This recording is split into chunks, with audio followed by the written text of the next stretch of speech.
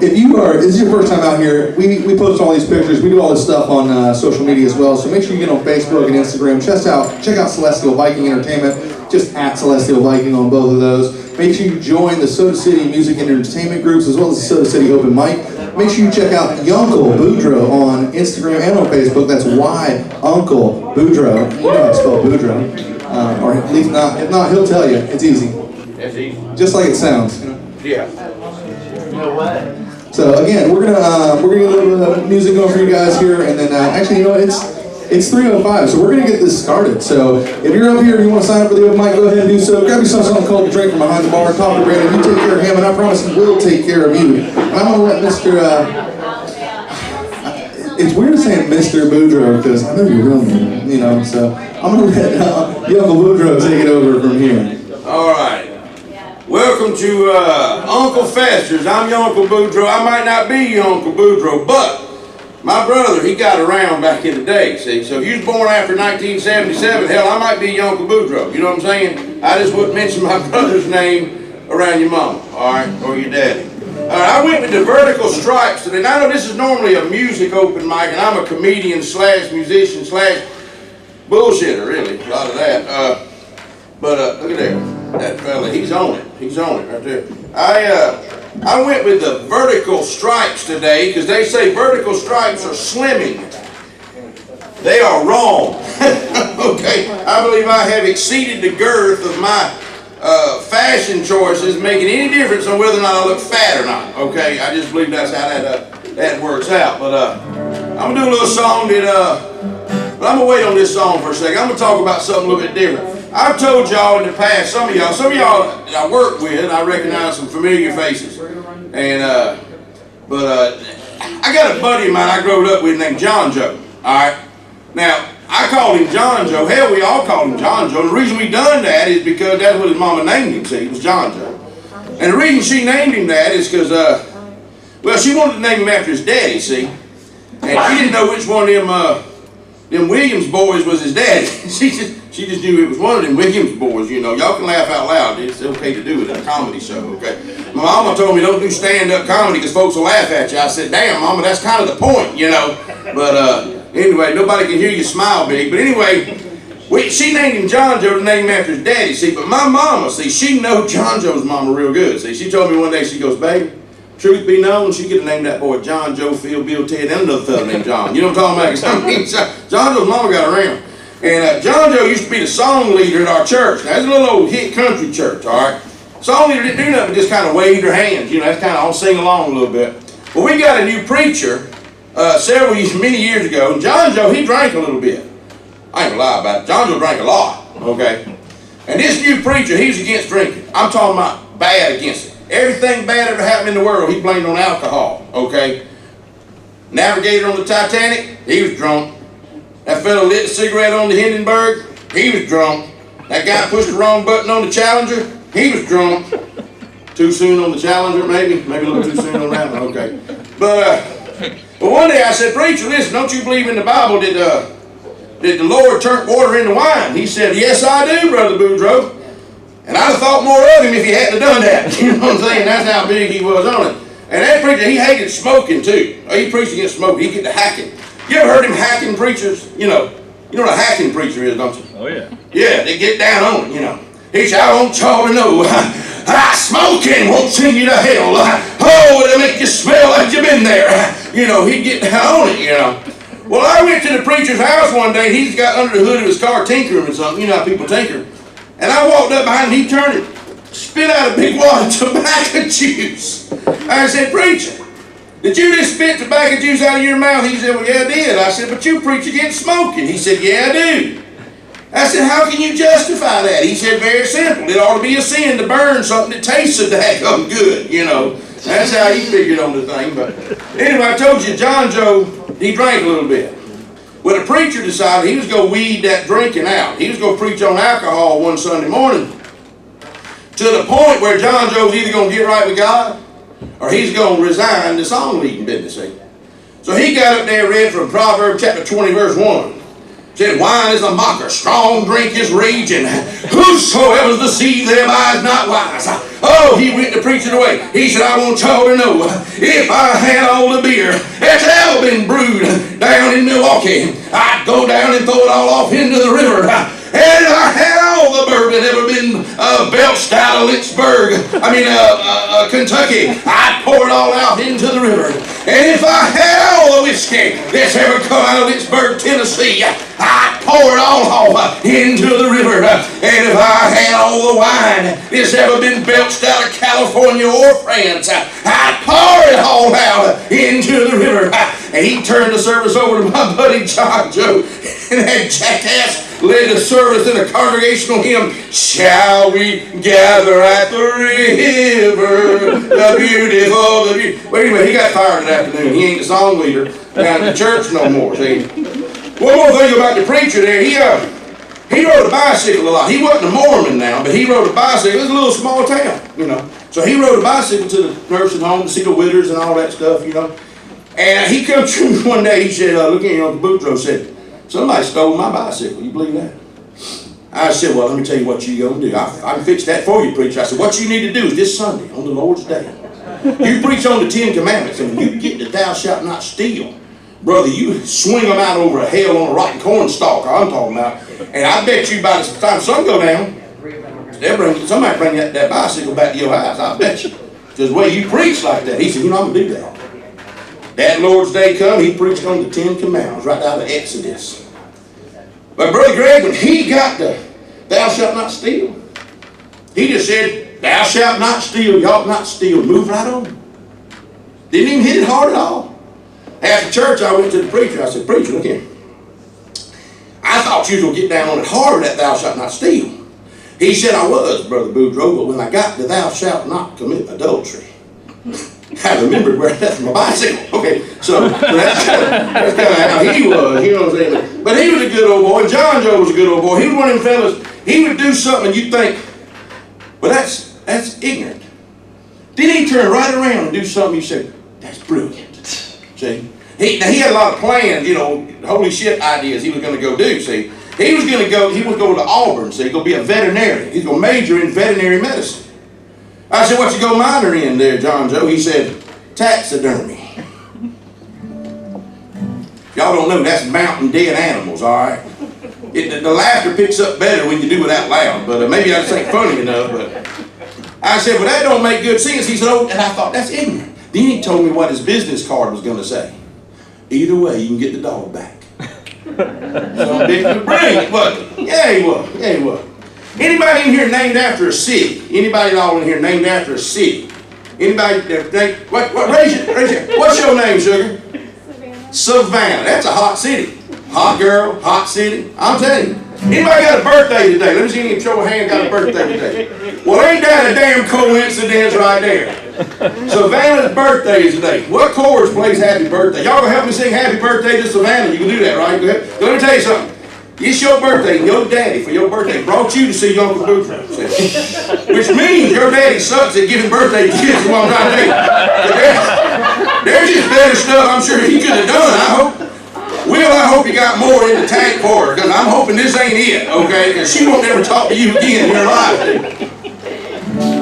Happy birthday to you. Happy birthday to you. Happy birthday, dear Savannah. Happy birthday to you. Some of y'all bastards didn't sing at all. Now let's do it again. Happy birthday to you. Happy birthday to you. Happy birthday, dear Savannah. Happy birthday to you. Give Savannah a hand for making it one more damn year. Ain't that something?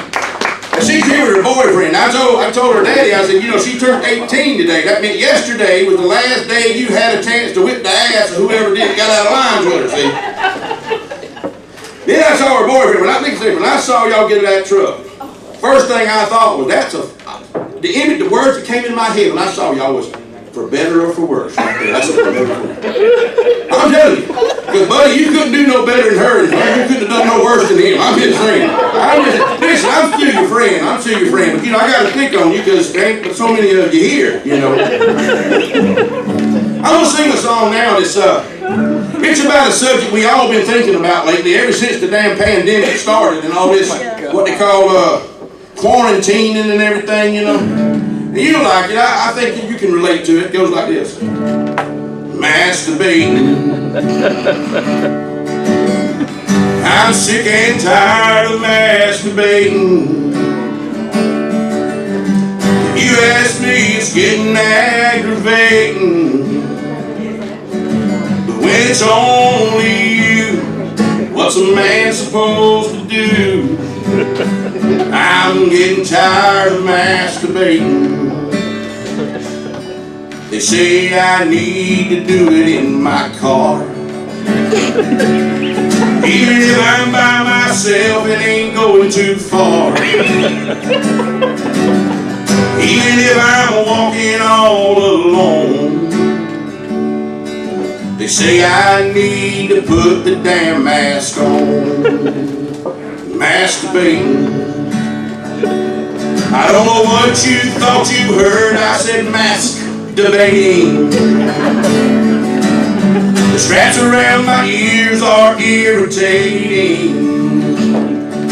If you don't want to get sick, the mask might do the trick.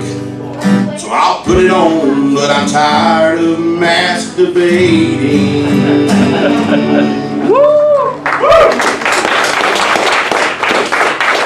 I had a masturbating incident at Walmart a few weeks ago. And I was at the little Walmart, I called it the small mart, all right? And I was there to get some gasoline in my little Chevy pickup truck. And so I pulled up there, there wasn't nobody there. 7 o'clock in the morning, Peyton, ain't nobody there, okay?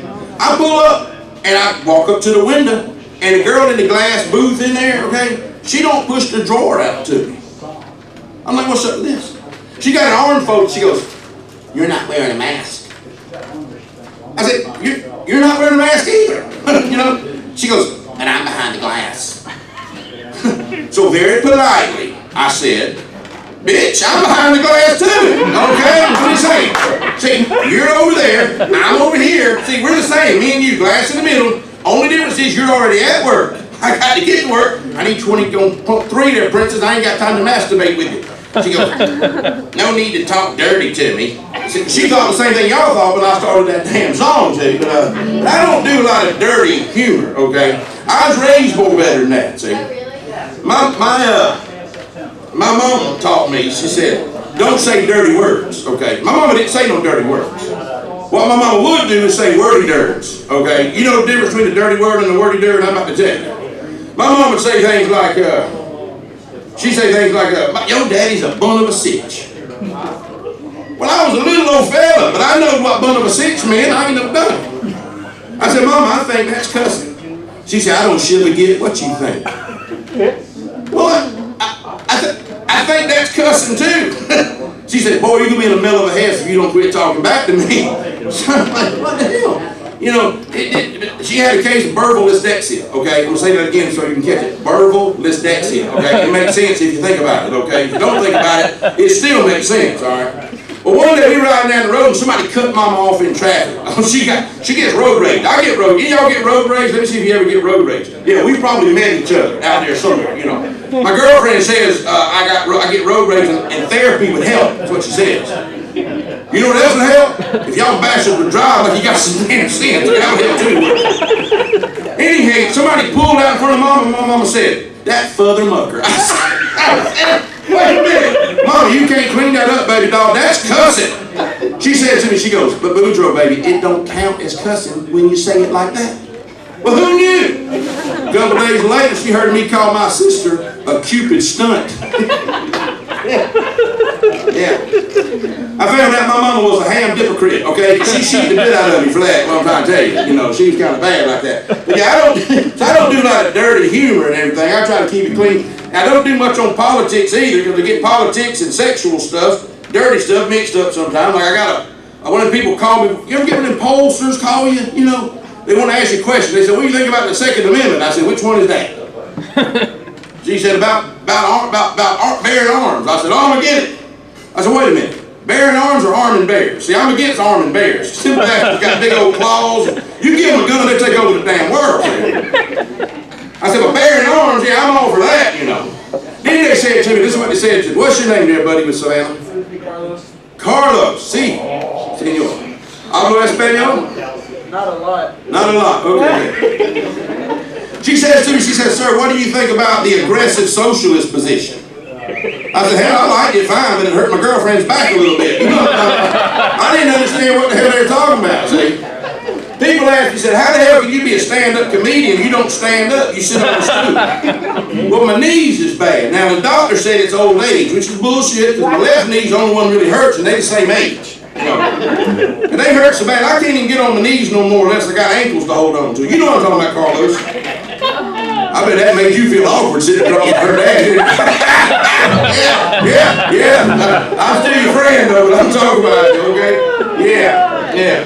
Oh my God. But anyway, my buddy John Joe, he get himself in all heaps of trouble and things like that. He's a loyal friend to me, though. You can't always find a loyal friend. One day we was fishing, see, and the game warden, I hate that son of a bitch. I mean, I don't like our game warden. Now, where are my black folks? Ain't no black folks in here today. How about that? Well, let's talk about them, all right? So, now listen to me. Hear me out. Don't jump ahead of me. But you know how black folks talk about the police, right? You know. Well, that's how my people where I'm from think about the game warden, okay? You know what I'm saying? Now, they say, well, but the game warden don't do that kind of shit. Bullshit, okay? The difference is when the game warden's involved, there ain't 12 people standing around with cell phones is all that record that shit. And the game warden knows where to hide the body. That's what I'm trying to tell you. I know people went hunting, didn't come back, that's all I'm trying to tell you, see. So I ain't got much use for the damn game warden. But I'm telling you, me and John Joe was fishing one time, the game warden popped out.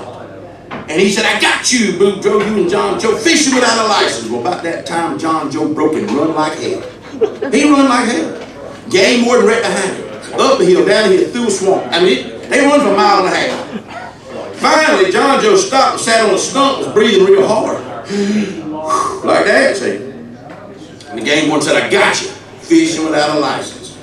John Joe said, you ain't got nothing. He pulled out his fishing license, showed it to the game warden. Game warden looked at it and said, damn, John Joe, these is good fishing license. He said, why'd you run from me like that? He said, my buddy Yuncle Boudreaux ain't had no damn license. See that? You don't get that kind of loyalty in the city. See, that's country loyalty right there. Okay. Now, fat comedians, you know, we talk about food a lot. You know, there's a reason why fat comedians talk about food too. It's because we know something about it. You know, we got credibility. You know, see, if I got up here and I said, hey fellas, look here, I'm gonna tell y'all how to get the finest girl in the bar to go home with you. See, y'all laugh and say, that son of a bitch don't know nothing about that. And you're right. Because if I did, me and Peyton, we'd be gone. I'm telling you, somebody else be up here picking the guitar. I'm just saying, but I don't know how to do that, see? So she's still there and I'm still here, that's just how it works out. However, if I told y'all I had a good dirty rice recipe, you'd say, you're not fit. I bet that fat bastard's got a good dirty rice recipe. And you'd be right, you know? So that's why fat comedians talk about food a lot, because we got credibility, okay? And when it comes to food, what's a common denominator in the South? Cornbread, right? Oh, yeah. We like cornbread. How many of y'all like cornbread? That's what I need to get the hell out. You know what I'm talking about? You know what? How about a meal where you run out of gravy and cornbread at the same time? That's good. That's good day. That's good. That's go buy a lottery ticket, you know? Because sometimes you've got gravy left and no more cornbread and vice versa. Go back to bed. That day ain't worth living. Well, I'm going to tell y'all a story about cornbread. It's a favorite around Uncle Fester's, and some of y'all have never heard it. Some of you may have. This cornbread story started in Louisiana, okay? I was hunting ducks. Now, I was on the Mississippi. Now, for those of y'all that failed geography, the Mississippi River divides Louisiana and Mississippi. So I'm on the Louisiana side of this son of a bitch, and I just finished up hunting ducks. And I pull up, there's the game warden. I told you I don't like that bastard. He got rules like you can't fish with dynamite. Why the hell can't I fish with dynamite? I can get all the fish I want in 15 minutes. I ain't had time to get drunk or nothing, you know. Anyway, he's sitting there, and I wasn't from there, you understand. I was visiting. But I know he was the game warden. I could just look and tell that drab green uniform, you know. I said, he said, what you got? They said, what you got in that boat, boy? I said, boy, how big or big where you come from? Man, I'm 320 pounds, bro. He said, what you got there? I said, I got duck. He said, how many duck you got? I said, I got 4. Uno, deux, trois, 4. That's what I got in that damn. He said, you mind if I took a look at them ducks? I said, I don't give a damn, and they don't either. They dead like hell, I guarantee you. You can look at them. Let me tell you what that dumb bastard did. He picked up that first duck grenade, and he pointed him north. And he stuck his nose in the south end of that son of a bitch and went, sniffed. I said, what the hell are you doing, man? He said, I'm the game warden. I got skills you don't understand. And I know this is an Arkansas duck. I said, well, son of a bitch. He said, you got an Arkansas hunting license? Well, damn it, I did, and I give it to him. He looked at the front, flipped it over, looked at the back, looked at me and said, He picked up another duck. He sniffed the ass of that duck. Blew some feathers out of his nostrils, looked at me, and said, now this right here is a Georgia duck. He said, you got a Georgia hunting license? Well, damn it, I did. And I give it to him, Lottie died. I ain't gonna have no issue with you. Well, he looked at it over real good, looked at me and said, He picked up the third duck. I said, please tell me you ain't about to sniff the ass into that duck. He said, listen to me, sir. You shot the damn duck. I'm sure this duck ain't concerned at all about what I'm doing to him. Well, Will, that made pretty damn good sense, you know. So he sniffed that duck's ass, looked at me and said, Virginia duck.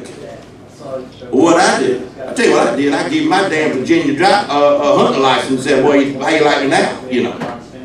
When he picked up that last duck, I didn't say a damn thing. Because, you know, I'm thinking, you know, I'm doing all right so far. I don't want no run-ins with this guy. I'm going to mind my business while he minds that duck's business is what I'm going to do. And he sniffed that duck's ass, looked at me. He thought he had me this time, Carlos. He said, Maryland duck.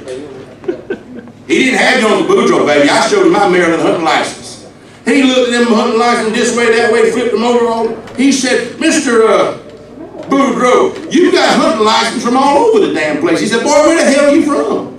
Well, I dropped my britches and bent over and I said, you the expert, why don't you tell me?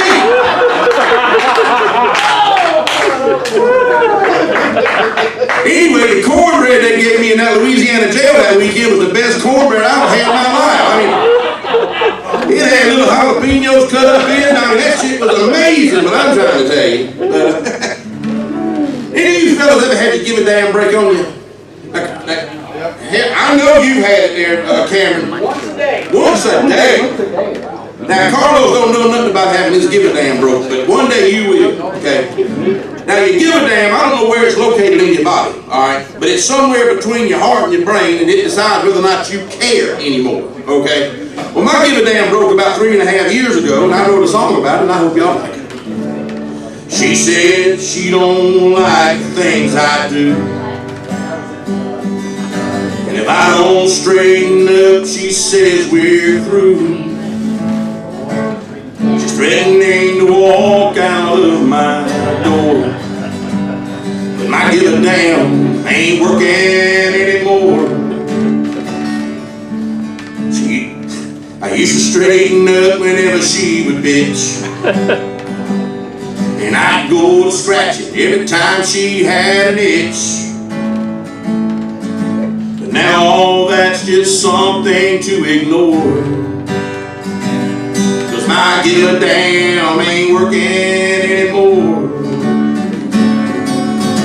Maybe it's the batteries, or maybe it's strips and gears, or the belts wore out from all of that damn friction through the years. But I'm not the man I was before. My give a damn ain't working anymore.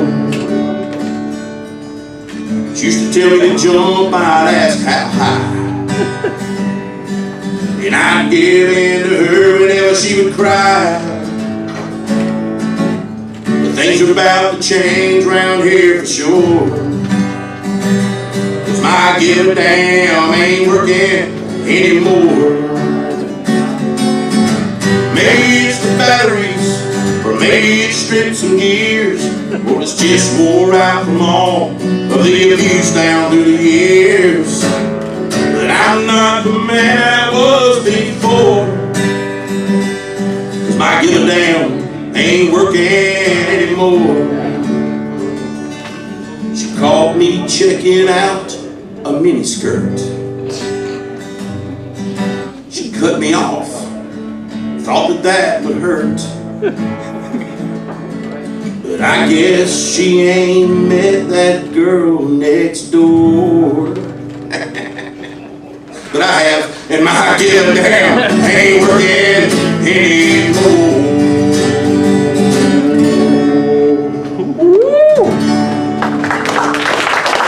That's a product of a good broken give a damn right there, okay? And now, I was at LSU, you know where LSU is right now, we was in the back corner. I was at LSU. I was in medical school down there, and that wasn't a joke, okay? I wasn't studying them. They were studying me, is what they told me, okay? That's why I was down there doing that. And you know how these girls run around and got short breeches on and got words written on the back of them breeches? You know what I'm talking about. Like around here, you might see one that says cops or USC or, you know, something like that down here. And Clemson, you might have some tiger paws or, you know. Juicy. Yeah, or juicy or cutie and honey, that's right. Yeah, you know what I'm talking about. And then short breeches barely cover the butt, you know. Them boys like they trying to read them short. They ain't reading nothing. They trying to see if any booty's coming out underneath their booty shorts. Okay? So I was at LSU there, minding my own business. That's what I do almost all the time, mind my business. But I was there, and there were just these three girls walking by. One of them, they all had purple shorts with yellow writing on the back of them, see? Now one of them had LSU on the back of hers. Little thing, probably about $1.10, you know, little tiny girl, you know, needed a sandwich. She had another friend, she had some purple shorts on, had yellow writing too, and hers said Tigers. That's how they spell it down there, Tigas, Tigers. And that's Arab, you know. But they had a friend, okay? She had a pair of purple shorts on too. Had yellow writing on the back too, and hers said Louisiana State University, home of the Fighting Tigers on the back of them damn shorts. Yeah, that's what I took home with me. I'm just saying, I big butts, I can't do all that. I can't do it. But I'm gonna do a sad song for you. I hope you got a tissue. This is based on a true story. It goes like this. It's been many years now since I left her. But the image of her follows close behind. I know that image won't grow old or faded, 'cause I keep her picture where the sun don't shine. It's on my butt. I got a tattoo of a lady. I put it there to keep her off my mind. From the start our love was tainted, so I had her picture painted on my butt. I left her, I left behind. Here's the sad part. It ain't like I miss our time together.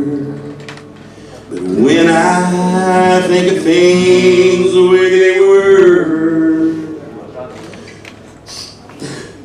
I look over my shoulder in the mirror. There's a part of me that looks a lot like her. It's my butt. I got a tattoo of a lady. I put it there to keep her off my mind. From the start our love was tainted, so I had her picture painted on my butt. I left the girl I left behind.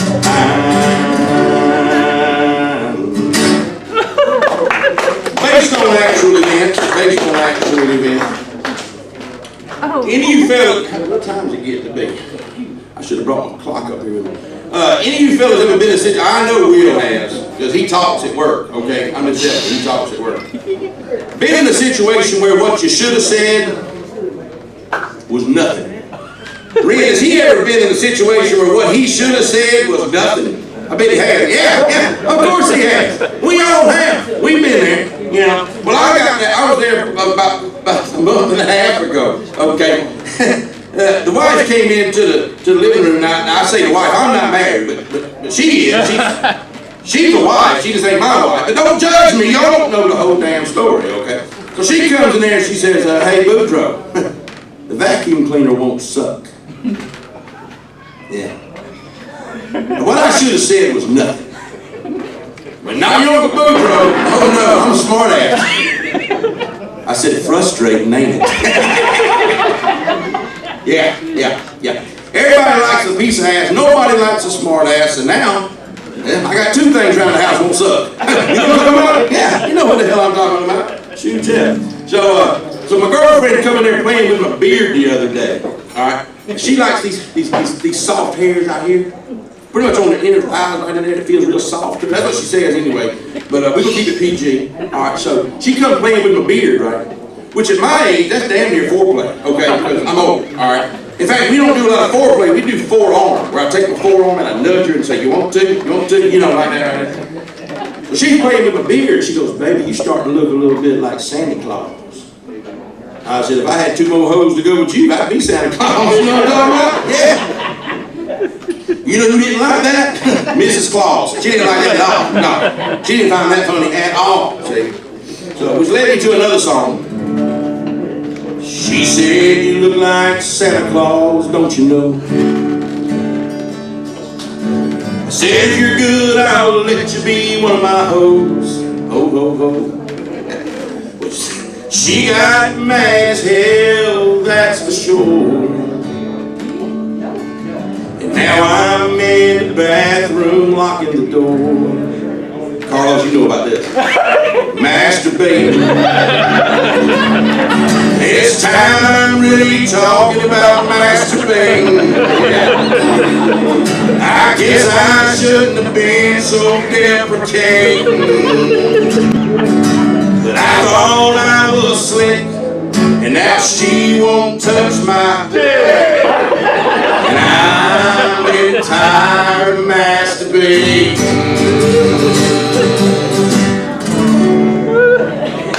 Thank you very much. I'm sorry if you didn't go over here, buddy, but I didn't have no choice, because Will gave me a set amount of money to aggravate you, and if what I do today gets you to leave his daughter alone, then I get double that, okay? I'm just saying. No, he didn't say nothing bad about none of you. He just said it was her birthday, and I had to wish you happy birthday, and I feel like I've accomplished that, okay? So, anyway, but I appreciate y'all being here, and I'm going to do one more little song. This is based on truth. I didn't write this one. I wrote the mask debating, and the masturbating. I wrote both of them in the cab of a Kubota tractor on the farm out there where I work. And this one I didn't write. I wrote my Give a Damn ain't working anymore. I wrote that too, but I didn't write this one. But it's based on actual events. Any mother-in-laws in here? Let me see the any mother-in-laws in here? No, let's talk about them, okay? All right, because you know what's wrong with mother-in-law jokes, everybody? Mother-in-laws don't think they're funny, and son-in-laws, we don't think they're jokes. You know what I'm talking about? But this little song goes, I haven't done this in a long time. I'm liable to mess it up, but y'all won't judge me. I've been drinking. It's been a year since my mother-in-law tried to kill me. She poisoned my turkey and dressing on Thanksgiving Day. I think if the brown gravy's supposed to fizzle, and cranberry sauce should never burn straight through a blade. What do you do when your mother-in-law wants you dead? Purchase a shotgun at Walmart and hide in the shed. One day when I'm not around, I'll tell you where I can be found. Dig up the dirt in my mother-in-law's flower bed. 'Cause I'm pretty sure that woman wants me dead.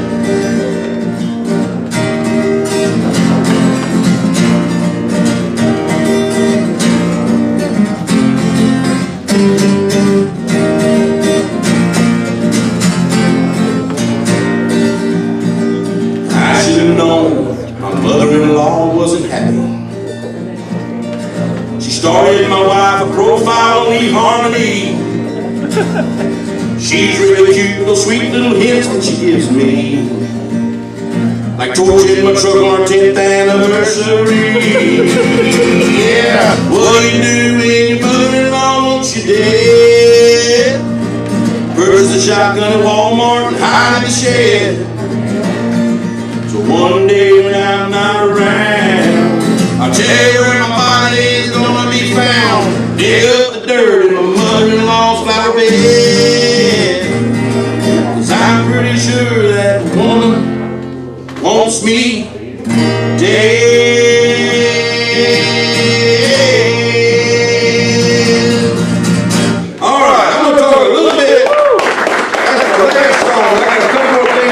say before they run me off from here.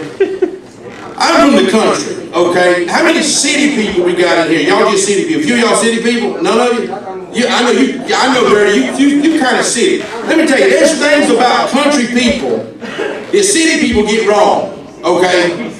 For instance, they think we marry our sisters and shit, you know. And we don't do that. Now, cousins are good for practicing, okay? I'm just saying, they're good for practicing, okay? But I said I was going to do another song, but I'm going to do this. This is about a fellow that became his own grandpa, but there is no incest involved in this song, okay? Now, Savannah, you're going to have to pay attention to keep up with this, all right? All right, it's a true song. It's a true story. Ready? Many years ago when I was 23, I was married to a widow. She was pretty as can be. This widow had a grown-up daughter who had hair of red. My father fell in love with her and soon they two were wed. Y'all stay with me on this. This made my dad my son-in-law, which changed my very life. My daughter was my mother now because she was my father's wife. To complicate the matter, even though it brought me joy, I soon became the father of a bouncing baby boy. You still with me, Savannah? My little son then became a brother-in-law to Dad. So he became my uncle, though it made me really sad. Cause if he was my uncle, then that also made him brother to the widow's grown-up daughter, who of course is my stepmother. Stay with me now. My father's wife did have a son that kept him on the run. Well, he became my grandchild because it was my daughter's son. My wife is now my mother's mother, and it makes me blue. Because even though she is my wife, she's my grandmother too. Well, if my wife is my grandmother, then I am her grandchild. And every time I think of it, it nearly drives me wild. For now I have become the strangest thing you ever saw. As husband to my grandmother, I am my own grandpa. Yes, I'm my own grandpa. I'm my own grandpa. It sounds funny, I know, but it really is so. I'm my own grandpa. Now let me tell you, if y'all keep up, man, I promise you that hurts. And there's no incest involved in that song, I promise you, see. But there's other things about the southern people, country people, that city people think are a myth, like fire ants. See, anybody ever been bit by a fire ant? No, you have not. Nobody's ever been bit by a fire ant, because that's not how they roll. There's a damn turnstile somewhere around your ankle, see, and there's a son of a bitch with a clipboard going 38, 39, 40. How many of you doing for this job? 50. Okay, 40, 48, 49, 50. Okay, stop right here, all right? On my whistle, bite this son of a bitch. And they all bite you at one time. That's how they do it. If you've ever been bit by one fire ant, then that son of a bitch wasn't doing his job right, okay? I seen a fella get naked in the middle of a field one time because they all bit him at one time, okay? City people think fire ant, it's a little old ant, what's he gonna do? I had a kidney stone the size of a grit Thursday, and it like him to kill me. I'm just telling you. They gave me some drugs. I don't hardly even drink, so that the law that they gave me, oh son of mine. I never fell asleep, but I had two dreams, kept recurring over and over again. I shut my eyes, and there was this real good-looking girl sitting on the back of this true story right here. This is Thursday, okay? She's riding on the back of a tailgate real slow, and she's got titties, she's got her shirt pulled up. No, listen. They weren't good titties, okay? These were bad titties. These were like tennis balls in a sock. She could have tucked her nipples in her britches, what I'm trying to tell you. She was gorgeous, all right? She was gorgeous. But the titties was bad, all right? They was bad. And I'd shut my eyes again, and I'd see a room full of dogs smoking cigarettes. Just puffing them. There was little dog chihuahuas, bulldogs, everything. Then I shut my eyes again, and there she was on the tailgate, swinging back and forth, her titties like a pendulum and stuff. I thought to myself, damn it, I need to start doing some drugs or something. That was crazy. I had a long TV show right there in the damn hospital. I blinked, I said, son of a bitch. I kept trying to change the channel. I had the same 2 channels over and over. That's all I had over and over. But city people don't understand certain things about country people, and they think things are a myth. For instance, their city people don't believe in poison ivy. They think it ain't a thing, you know, because some people's allergic, some people ain't, you know. My brother, for instance, he can lay down in a bed of poison ivy, never get it. Me, shit. If I say poison ivy 3 times, I'll get it. And shit! Alright, I guess that means my damn show. I just fucked up, got